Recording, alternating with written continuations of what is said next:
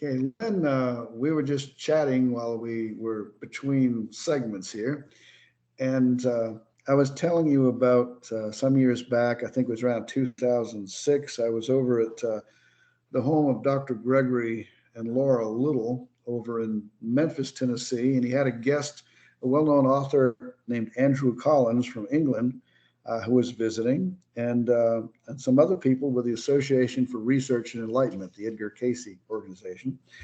And we went out on a pontoon. I had 7 of these replicas of the ancient pre-Columbian Peruvian whistling vessels that, blown together, they supposed to create a kind of binaural beat. And while we're out on this lake, 4 of us, myself, Greg Little, Andrew Collins, and a local person who was a landscaper, um, we saw this spinning vortex-like thing. We saw the vortex a little differently. Some like maybe as a spinning liquid, some was like spinning energy, but it was spinning. And furthermore, come to find out, we were all seeing it spinning in the same direction. And Andrew Collins, who has studied a lot of shamanic traditions around the world, thought that this was quite interesting, would make for an interesting experiment for repeated sessions with a group and go down into this spinning vortex and see where it might take you. Although I've never found a group of people who are really keen on doing repeated sessions to explore that, but it was an interesting idea. And so you expressed some interesting thoughts on that in your own experiences and what you've read. So take it away. Yeah, I thought it was really fascinating because when you started talking about the vortexes, I've communicated with people who have done certain types of psychedelics and stuff, and they see the vortexes and stuff like that. That's a very common thing with the magic mushrooms and DMT. And the one thing that I have, it's like, this is exciting because when I'm in an OBE, my guides have, one of the things that a lot of people who do OBEs, it seem to have some type of purpose, as to what they're doing. And they can be all kinds of different things, but one of mine is to be able to create wormholes to other dimensions. And these wormholes are definitely the spinning vortexes. And it's something that I have seen so many times. And what's really neat is it's also something that, as I said, that my guides have tried to teach me to be able to do those so I can go into other planes of existence. Because as I called them, it's just like they're wormholes, actual little wormholes that are connecting, us to other dimensions. I know that there's times when I would be maybe having the vibrational state, and when my eyes open, as probably my third eye, as I've seen these vortexes almost just like inches in front of my face, and it's just going round and round, and they're sort of like light spinning, and it's really neat. And there's times when I would be having this experience, and I would create in my mind a vortex. And there was one time I created one, and it's like I went outside and I started to create this vortex, and it was huge. It like took up most of the sky, and it was beautiful, and it was blue. And I just I just dove in head first into it. And when I came out on the other side, I was on a completely different world. Like it was on another planet, and it was just beautiful. So there is something to this, something physical, something, I guess you could say, physics and quantum mechanics that's behind that. And it's so neat because my theory also is, we're able to do this with our minds and stuff. And, I think that that's sort of a way that entities and humans are able to travel, with their thoughts by creating these vortexes. Right, and certainly shamanic traditions, this opening into another world is a very common theme to the shamans of centuries ago, and some of those who are still lingering in different cultures. And also, is the you mentioned blue? Is there a certain color which these vortexes that appear to you usually are? Are there any similarities, or does it vary?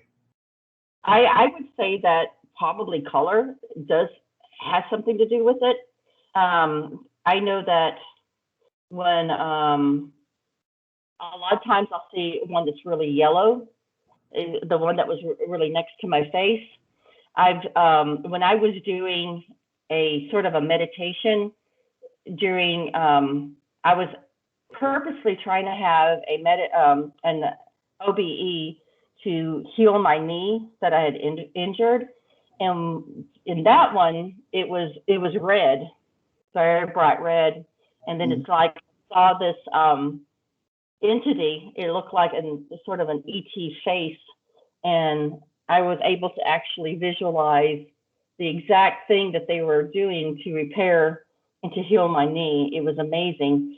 So it's sort of like that is definitely a connection of some kind to with these vortexes, Yeah. and Well, I noticed when I was attempting years ago as a teenager to do out of the body, and I was kind of frustrated in my attempts, but I did notice at those times a as I would close my eyes and try to visualize a mental picture screen, as Harold Sherman had described, a kind of a temporary spinning blue light, kind of like a radar. I almost compared it sometimes like a radar sweep, you know. But then I noticed that this blueness would appear, and then it would like go down a funnel as I paid more yeah, attention to it. But it did yeah. have like a spinning motion. I've seen it spin Mhm. this way and that way, and so I was kind of surprised when I read some material by a guy who'd been to India practicing Buddhism, where that was how he met his master. Uh, some many years before, it was through this meditation, and he sees this blue dot in his third eye area, and the description of it, and what William Henry had written in a book of his. It was like, man, that's very similar to what I experienced. Whatever the cause of it, it was kind of surprising to me that, oh, I'm not the only one to see this little Mhm. blue dot. According to William Henry, um, it had various names: blue apples, blue stones, Well, and that's that shamans could teach people how to go to another dimension by using this blue light in the third eye area. yeah. But not everybody experiences the same thing. So, but it was interesting that whatever the causation for this was, I came across similar descriptions in literature. Um, Mhm. but it's an interesting thing, and maybe one day I'll get a group of people together to experiment with That this. Oh, yeah, I mean, that would be really neat because it seems like that as you guys were blowing it into them, you were seeing that. It would Mhm. be interesting to have like people maybe part of that group who aren't blowing them to see if see if they have the reaction also. That would be Yeah, really it's neat. when I've taken these whistles to, different talks I would give, whether they were about UFOs or specifically about the whistles, and um, there was always reactions from people in the audience who were attending, to some were quite powerful. Mhm. Even Betty Adrison Luca, who is a well-known alien experiencer, a number of books written about her by Ray Fowler, and she was like, I think maybe 40 feet from the nearest person blowing the whistle. But it was when I gave a talk and on UFOs and shamanism and such back in 2005 at the Association for Research and Enlightenment in Virginia Beach, Virginia, which is the Edgar Cayce organization. And I passed out four whistles to place sort of in the four corners of this auditorium to be blown. and quite a number of people had experiences. Yeah. And of course, I think a group like ARE people, there are people who go to those that are already psychic and on their own journey. Mhm. Um, yeah. Let's see. I'm trying to remember. Yeah. I'm gonna be right back. I think I've got this. I think I got it handy. If not, I'll. Let's see. Um,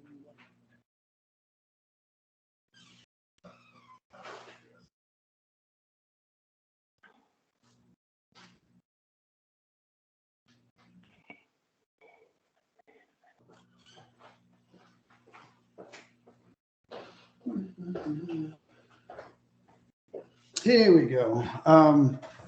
Betty Anderson Luca had this incredible vision, and she sent me the drawing of it. It was this hawk-like figure that was Oh my goodness. standing behind this stone pillar with a like a fire at the base of it. And in one of the books, there's like this illustration she drew. Quite an artist, and that's the original. That was from that, listening to the whistles. Well, And it's really very interesting that you can do that in a waking state and cause that. Because, I'm thinking that, to be able to have these types of visions and stuff, you're sort of entering into the theta brain state, that level between wakefulness and sleep. And those whistles are probably causing that to happen in people. And, and they're, all of a sudden, and this is why their experiences can be different because, each one is entering a theta state and they're having their own experiences. yeah, That's really, really neat. and I think too, when someone has that experience, as what happened with my first experience, I think you can be a week or so later, and then suddenly you have a vision. Then I'm a late bloomer. All But right. Yeah. in fact, the first sweat lodge I attended, I had a vision when I woke up the next morning. So, yeah, I guess it's kind That's of a neat. pattern with me. All right. But Right. what was interesting was I had this experience, and where I woke up and there was this illumination in my bedroom. And anyway, um, my my my daughter, who seems to pick up on a lot of psychic things, I found out later that 2 or 3 days prior, she had told Joan that one of my chakras had opened, and it was the chakra I was experiencing in this state while this illumination was at the foot of my bed. So, you know, um, and that was like a little over a week after I think I had uh, Mm-hmm. my first experience with the Peruvian Yeah. whistles. So, Yeah. yeah, they were. Yeah. The opening of those chakras that can happen, and that's the thing is, it's sort of, it could be that delayed reaction or some sort of kundalini experience that puts you into that state and stuff. Yeah, it's certainly interesting. I'm I'm still on this little journey. Years later, I still haven't pulled it all together, but it's interesting. uh, So anyway, well, we have had an interesting conversation, Lynn. And I guess I know I still got to interview Barbara, get her thoughts on some things in a few days. So, yeah, as there, she's doing some exciting work as she's writing a sort of like a curriculum for a school that trains people to do to be a death doula, Mhm. and in hospice care. And yeah, she actually has been going to school doing that and been really busy and stuff. And then they asked her to actually write a curriculum for it. So this is a really cool avenue for her to, Yeah, a new journey for her. Yeah. All right. Go get them, Barbara. Hmm. Yep. So yeah, I'm sure she'll tell us all about that. Hmm. So anyway, I guess we'll just kind of wind this down. Or is there now you want to share how people can get in touch with you, perhaps, or what your Well, maybe future. I'm on Facebook, and then I Okay. have a Facebook page that is connected to our book, Extraordinary Experiences, and we have a website called extraordinaryexperiences.org with lots of really great blog articles that are totally related to pretty much everything involving the book and stuff, subject area. And I think Oh, you've written a couple of things for the blog too and stuff. I have submitted a couple of things. I probably need to submit a few more, but I do anyway. too. Well, Lynn, thank you for very much for being my guest this evening and Thank you. discussing discussing all of this, the convergence, and looking forward to connecting with Barbara as well a little later. So anyway, thank you very much, and on to the next. Take On to the care. next. It was great seeing you. You too. We'll see you later. Bye bye. Bye bye.